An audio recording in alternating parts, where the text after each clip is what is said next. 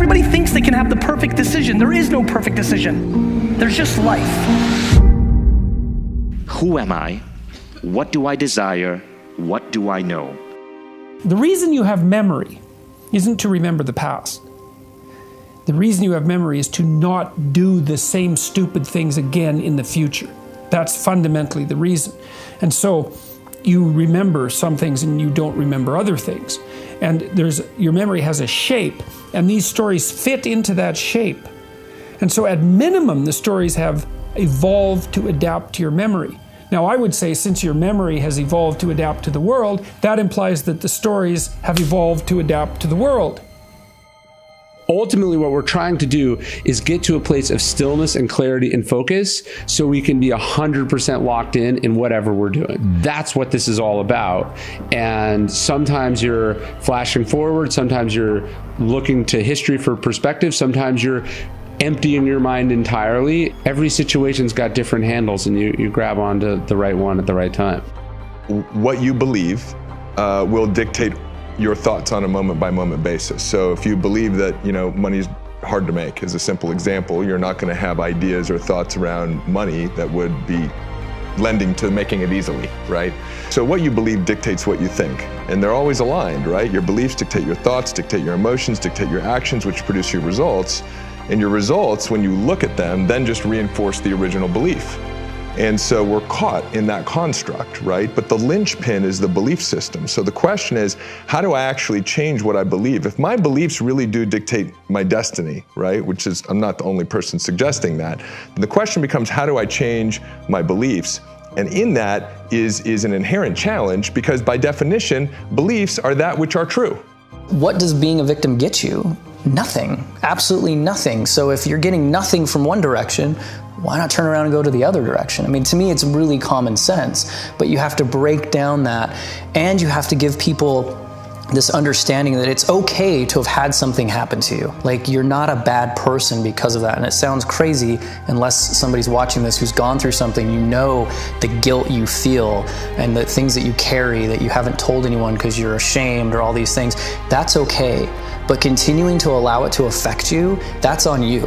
That's not on the abuser, that's not on the situation, that's on you. It's a choice you have to make of, I am no longer going to let this happen. The world that we exist in is really a world that is happening cognitively in our minds based on beliefs, rituals, culture, social indoctrination, and what our mom and our dad and our media and our priest and our teachers and our preachers tell us to be, do, and think. That's the culturescape. But we don't see that, because like a fish swimming in water, we don't realize that the rules in which we live life are not necessarily true for everyone else. They're only true for us because of our conditioning. Now, the problem with this culturescape is that many people believe it's real, and thus they become a victim of the culturescape. The things that happen to them, a breakup, a business failure, being hospitalized, severely influence them. The world happens to them. See, great stories they're representations of patterns of adaptive behavior. The fact that a great story is true at multiple levels of analysis simultaneously. And truly great stories can be interpreted at multiple levels of analysis simultaneously. That's actually what gives them depth. So when you say a story is deep, it's, well, here's a meaning. Oh, look, here's another. Oh, look, here's another one. And then the meanings often exist in parallel with one another. And great stories, and the really archetypal stories are like that. The story of Moses, for example, that's an archetypal story. The idea that people escape from tyranny, go through a crisis, spend time wandering in the desert, are moving towards a better place. It's like that's the story of life. How we look at the world is, the world is objective, but how we look at it determines what we're going to be able to do to it. Epictetus says, it's not things that upset us, it's our opinions about things, right? And so realizing like, oh, okay, the world is objective. My opinion is what determines everything. And by opinion, he means judgments, right? The other, he says, it's not things that upset us, it's our judgment about things. So it's really maybe judgment's a better word than perspective. I would either be in a powerful state of being, states like joy, curiosity, excitement, calm, peace, passion, or I would be in a primal state of being, boredom, anger, frustration, some form of fear. I'm always in one of those two states, and I'm never in two states at one time. Those map beautifully to the sympathetic nervous system and the parasympathetic nervous system, right?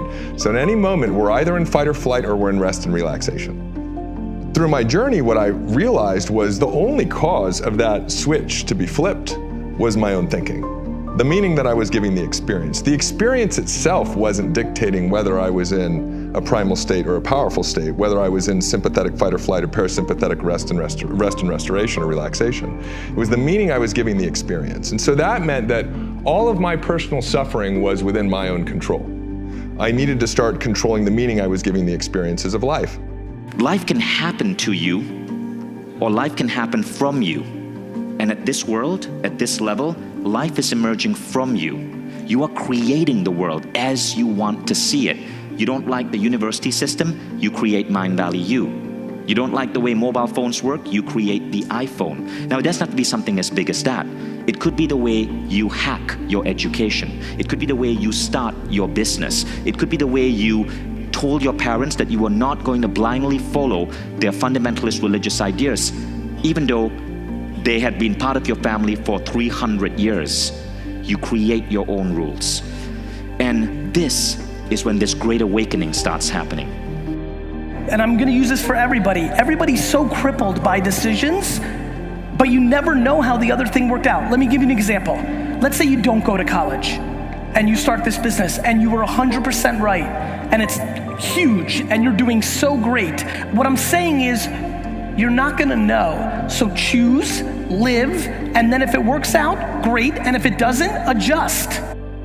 The simplicity of just knowing that you're not alone is really not simple. It's massive, because in those dark moments, you are alone. Like, for the most part, you are physically alone. And so then it's not that hard to take it from a physical to a mental state of, I'm the only one being molested. I'm the only one being beaten. I'm the only one with alcoholic parents. I'm the only one with a mom and dad who hate each other. I'm the only one that lives in a really wealthy community, but everyone's lying to each other. Like, it's really simple for that to happen, but the reality is you're not. And when you're not alone, you have community. What does community give you? Safety, right? It all comes back to like being safe. And if I feel safe, then I have power, and then I can do something and control and all these different elements.